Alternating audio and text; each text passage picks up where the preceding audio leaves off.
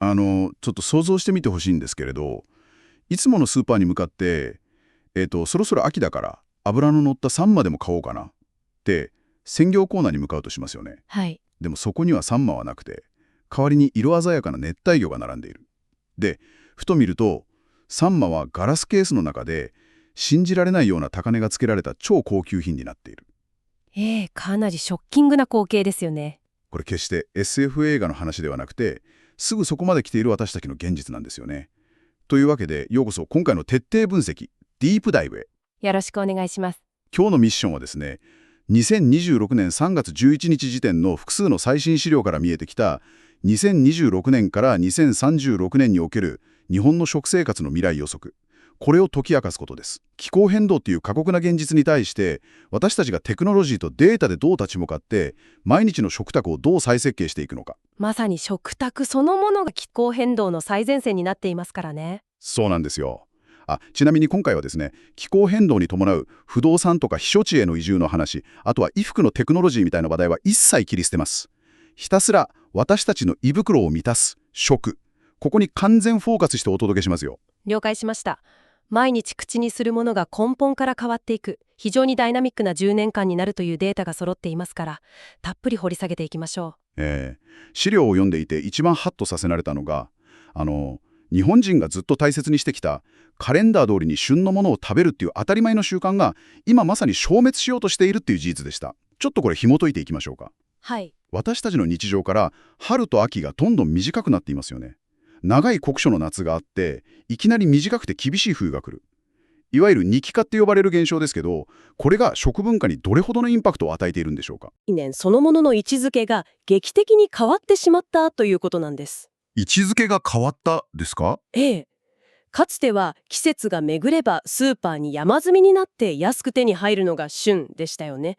でも二気化によって特定の季節とか特定の気象条件でしか育たない伝統的な食材はもはや日常のものではなくなってしまったんです。なるほど。希少性の高い贅沢品、いわゆるプレミアム旬へと変質してしまったんですね。プレミアム旬。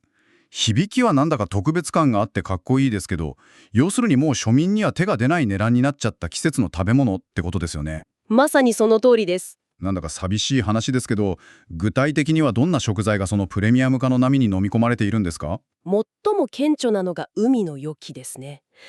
例えばアワビとかサザエといった貝類です。お寿司屋さんとか海鮮焼きの定番ですね。ええ。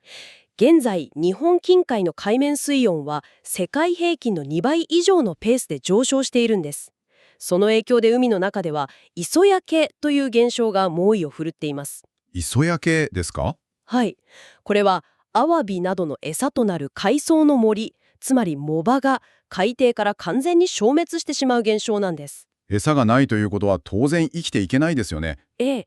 住処であり餌場でもある森を失ったことで、天然のアワビやサザエは絶滅の危機に瀕しています。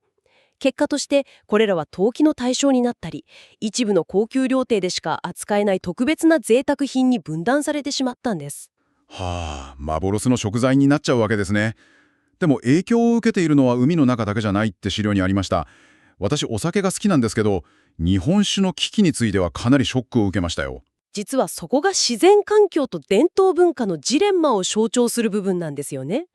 日本酒の伝統的な製法に缶作りというものがあります。冬の寒い時期に仕込むやつですよね。そうです。冬の厳しい寒さと乾燥した空気を利用して雑菌の繁殖を抑えながらじっくり発酵させる非常に理にかなった製法です。しかし冬の気温が高く、しかも日によって寒暖差が激しい不安定な気候になったことで、もうその自然の寒さに頼れないと。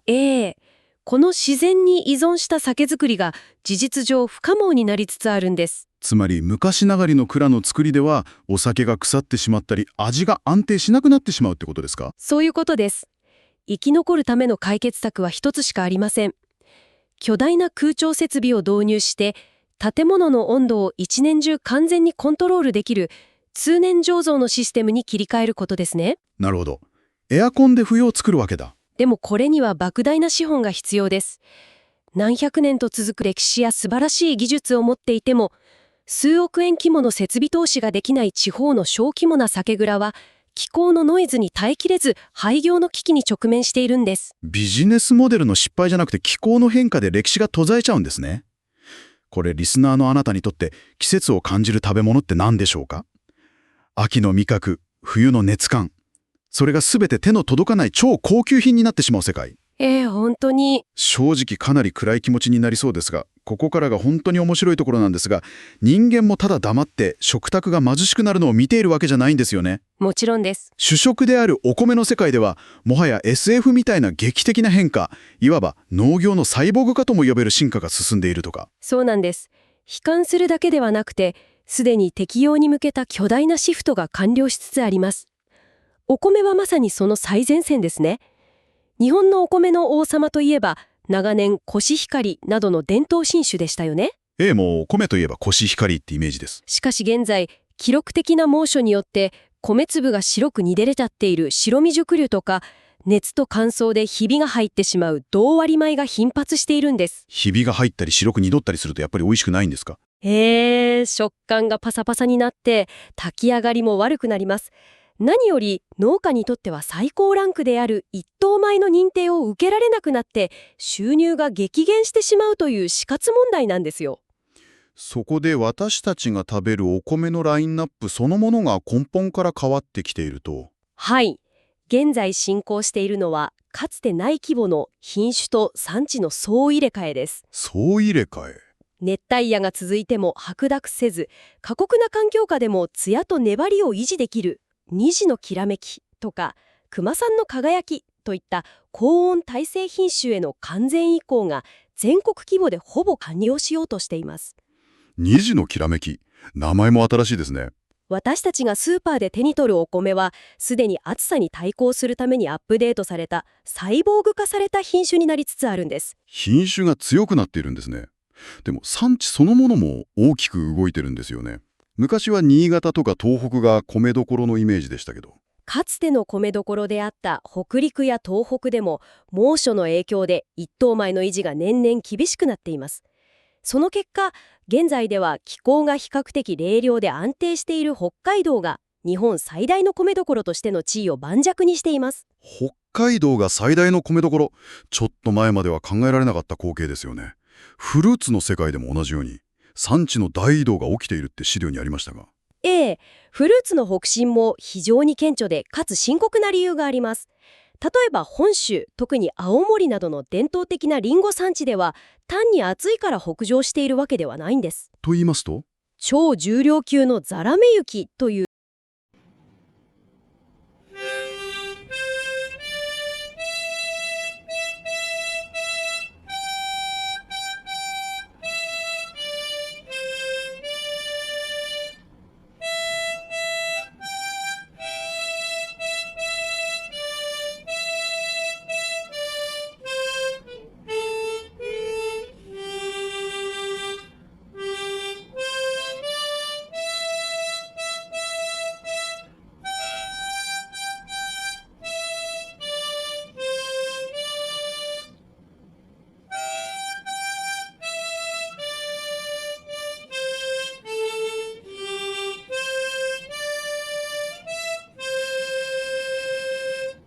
新たな気象の暴力なんですよ。ザラメ雪ですか？普通の雪とは違うんですか？全く違います。気候変動によってドカ雪が降った直後に急激な気温上昇が起こるようになりました。すると雪が溶けて大量の水分を含んで異常に重いシャーペット状の雪、つまりザラメ雪になります。うわー、重そう。これが火事の枝にのしかかってなんと木そのものを根本からへし折ってしまうんです。農地そのものが物理的に破壊されちゃうんですね。それは農家村にとっては絶望的すぎます。何十年も育てがカジュアルな一夜にして壊滅してしまうわけですからね。そのためリンゴの産地もこの破壊的なザラメ雪の被害を避けるためにより寒冷な北海道へ北上せざるを得なくなっています。なるほど。面白いのはその裏で本州のかつての柑橘産地などでは空いた農地を利用してアボカドやナッツ類といった亜熱帯熱帯果樹の商業栽培が定着し始めていることですね。日本で国産アボカドが当たり前に取れる時代ですか。それはそれで新しい楽しみが増える気もしますけど、でも農地を北へ移すだけじゃ限界がありますよね。おっしゃる通りです。北海道だっていつかは暑くなるかもしれないし、そもそも土地は動かせない。そこで登場するのがテクノロジーを伝った全く新しい防衛策、移動式植物工場ですね。これ資料を読んでいて一番テンションが上がりましたよ。これは物理的な気象リスクから逃れるための精密適用アグリビジネスの究極の形と言えますね。これまでの農業の最大の弱点は土地に固定されていることでした。確かに動けないですからね。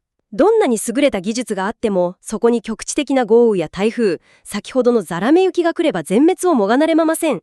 しかし、この移動式モジュール型植物工場は違うんです。イメージとしては巨大なコンテナ型のフードトラックみたいなものが都市の空きスペースとか駐車場にポンポンと置かれている感じですよね。ただそこで料理をするんじゃなくて中で野菜を育てているという。非常にわかりやすい例えですね。そして最大の強みは AI による気象予測との連動です。ほうほう。局地的な豪雨や災害レベルの熱波が来ると AI が予測した場合、被害を受ける前に工場ユニットごとトラックに乗せて能動的に別の安全な場所へ退避・移動できるという驚きの仕組みを持っているんです。畑ごと悪天候から逃げる。これなら全滅リスクは理論上ゼロに近いですし、しかも都市部にあるメリットも大きいですよね。もし大きな災害で物流網がズタタになっても、トラックが来ないから野菜がないじゃなくて、その場で収穫してその場で販売することができる。これぞ究極の地産地消モデルですよ。全くその通りです。不確実な自然に翻弄されるのではなく、テクノロジーで環境を隔離して、さらに物理的に移動させることでリスクを完全にコントロールする。これがこれからの農業の一つのスタンダードになっていきます。いやー、陸の話だけでも信じられないような変化ですけど、陸でこれだけ予測不能なことが起きているなら、海の世界もとんでもないことになっていますよね。なっていますね。先ほど日本近海の海面水温が世界平均の2倍以上のペースで上昇しているって言いましたけど、海の生態系はどうなっているんでしょうか。これをさらに大きな視点と結びつけてみると、海の中では種の完全な逆転現象が起きています。逆転ですか。象徴的なエピソードとして、北海道でかつて秋の味覚の代名詞だった鮭ですが、貝期率が激減して漁獲量が壊滅的になっています。その代わりに本来は暖かい海を好むブリが大量に吸い上げされているんです。鮭の代わりにブリ。これがもはや一時的な異常気象ではなく常態化しています。さらに本州の伊豆半島周辺などではサンゴ礁にいるような色鮮やかな熱帯魚が定着し始めているほどです。鮭が取れなくなって代わりにブリや熱帯魚が食卓に並ぶ。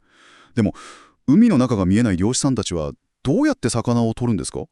今までのこの時期にはここに魚がいるはずだっていう経験とか勘が全く通用しなくなるわけですよね。まさにそこが最大の課題でした。経験則が通用しない中で船を出せば空振りに終わって高騰する燃料代だけが赤字として重くのしかかります。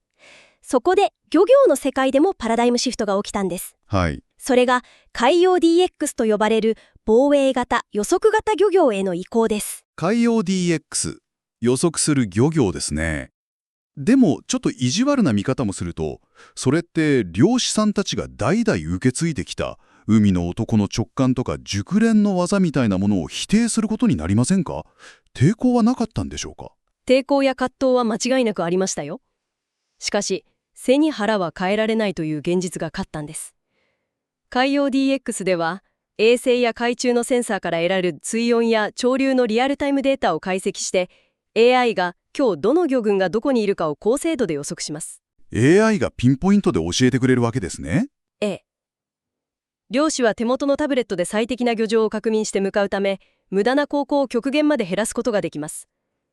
これは伝統の否定ではなくて、激変する海で生き残るための武器の持ち替えなんですよ。なるほど。ロマンよりも生存戦略というわけですね。そしてもう一つ、海に依存しない究極の生存戦略として資料で大きく扱われていたのが陸上養殖です。はい。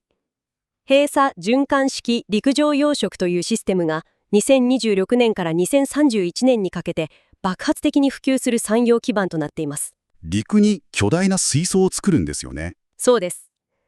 これまでの海での養殖は赤潮や水温上昇によるホタテやカキの大量閉止リスクと常に隣り合わせでした。しかし陸上に建設された巨大な水槽プラントなら外の海水温や天候の影響を完全に遮断できます。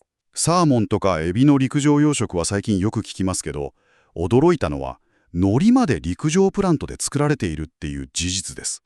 海苔ですよ。ええ、そうなんです。海苔の胞子を網に定着させる種付けには、一定以下まで海水温が下がる必要があるんです。はい。しかし、二気化によって秋になっても海が冷えず、海苔の生産が壊滅的な打撃を受けました。そこで大手企業が続々と地方の工場跡地などにプラントを建設して、海苔でさえも巨大なタンクの中で工業的に安定生産される時代になったんです。工場跡地で海苔が作られる時代ですか。ここで非常に重要なのは、この陸上養殖やプラント生産を天然物が取れないから仕方なく食べる代用品だと誤解してはいけないということなんです。代用品じゃない？どういうことですか？太陽 DX や AI による徹底した水質・水温制御・給餌の最適化によって、魚のストレスや寄生虫のリスクを排除できます。つまり、味のばらつきや個体差がなくて、常に一定水準以上の計算し尽くされた品質を提供する新世代のスタンダード食品として市場に受け入れられているんです。なるほど。安全で一年中価格が安定していて、何より確実に美味しい。それが強みです。ああ、分かってきました。気まぐれな自然環境に依存する天然のプレミアム旬は、リスクを楽しむ超高級品として一部の人は料亭で味わる。はい。そして私たちの日常の食卓は、この完璧にコントロールされた陸上養殖のお魚や移動式工場で作られた野菜、猛暑を跳ね返すサイボーグお米ががっちりと支えていくという構造ですね。その通りです。結局のところ、これは何を意味するんでしょうか。リスナーであるあなたの明日のスーパーでの買い出しとか、毎日の食事選びはどう変わっていくんでしょうか。一言で言えば、消費者自身の OS のアップデートが必要になるということですね。OS のアップデート。私たち自身の頭の中を書き換えるってことですか。ええ。これまでの私たちはカレンダーを見て、そろそろ秋だからサンマを食べようとか、冬だからお鍋に白菜を入れようといった情緒的で文化的な行動をとってきました。そうですね。それが普通でした。しかしこれからは、カレンダーへの執着を捨てて、リアルタイムのデータに合わせて自らの食生活を最適化する時代に入ります。それを支えるのが、ダイナミックプライシング DP という仕組みです。ダイナミックプライシング。飛行機のチケットとかホテルの宿泊料金が時期によって変動する、あれの食料版ですね。まさにそれです。AI が翌日の気温や天候、そして各産地や植物工場、陸上養殖プラントからの供給予測データを瞬時に解析します。はい。それに応じて、スーパーの棚にある食材の価格や飲食店のメニュー料金が1日単位あるいは時間単位で動的に変動するんです。つまり今日は急な冷え込みで鍋物の需要が上がるから白菜は高騰します。でも新宿にある移動式植物工場からのレタスの供給は完璧に安定しているから、今日はレタスが一番安くて品質がいいですよって AI が価格を通じて教えてくれるわけですね。その通りです。消費者は過去の旬というノスタルジーを手放して AI の予測データに従って今最も安定して手に入り品質が良いものを柔軟に選んでいく。これが2026年以降のダイナミックライフです。ダイナミックライフ。人間がアルゴリズムに合わせて食べるものを決める。一見すると冷たい世界に聞こえるかもしれませんが、これはフードロスを極限まで減らして過酷な環境下で生き抜くための最も合理的でしなやかな生き方なんですよ。いやー、この話を聞く前は四季が二季になってしまった、伝統的な旬が失われた、なんてディストピアなんだって思ってたんですよ。でも実際は違うんですね。違いますね。私たちはただ気候変動の被害者として泣き寝入りしているわけじゃない。最新技術を使ってデータを武器にして新しい豊かさを自ら設計、つまりアーキテクトしている。これが人間の強力なレジリエンス、回復力の証明ですよ。なんだかスーパーに行くのが少し楽しみになってきました。そう言っていただけると嬉しいです。自然との情緒的な共生という幻想を一度手放して防衛と適応へと見事にシフトしている。これは紛れものなく人類の前進ですから。猛暑を跳ねのける高温耐性米、海の危機を救う陸上養殖プラント、畑ごと逃げる移動式植物工場、そして私たち自身がカレンダーを捨ててデータで生きるダイナミックライフ。食の世界がこれほどまでに力強くアップデートされているとは驚きでした。さて、そろそろ今回のディープダイブも終わりに近づいてきましたが、最後にですね、これは非常に重要な問題を提起していますね。今回の資料には直接書かれていなかったことですが、少し思考実験をしてみたいと思います。お、いいですね。どんな思考実験でしょう？気候変動のノイズを完全に遮断した陸上プラントや植物工場、そこでデータ通りに完璧にコントロールされた一切のストレスを知らない常に100点満点の美味しさの食材だけを食べて育ちこれからの世代についてです。はい。体にとって人間の味覚や美味しいという感動は一体どのように変化していくのでしょうか。予測不可能な自然のノイズ、例えば年ごとのちょっとした雑味とか過酷な環境を生き抜いた天然魚の個体差といったものが完全に排除された世界で、私たちは将来何を贅沢だと感じるようになるのか。うわー、それは深いですね。完璧すぎる味、計算された美味しさに完全に慣れきってしまったら、もしかすると不揃いな味とか泥臭さ、ちょっと筋が多くて食べにくいみたいなノイズそのものがとんでもない価値を持つようになるかもしれない。不完全さにお金を払う時代が来るかもしれないですね。究極のコントロールの先にある人間の感情や味覚の行方、科学が自然を完全に代替した時、私たちは何を欲しがるのか。リスナーの皆さんもぜひ今日の夕食を食べながら考えてみてください。ノイズを食べる贅沢ですか。本当に価値観がひっくり返りますね。あなたの目の前にあるその一口は、ひょっとすると完璧に計算された未来のスタンダードなのかもしれません。今日はお付き合いいただき本当にありがとうございました。ありがとうございました。このディープダイブがあなたの明日の食卓を見る目を少しでも新しくできたなら嬉しいです。それではまた次回の徹底分析でお会いしましょう。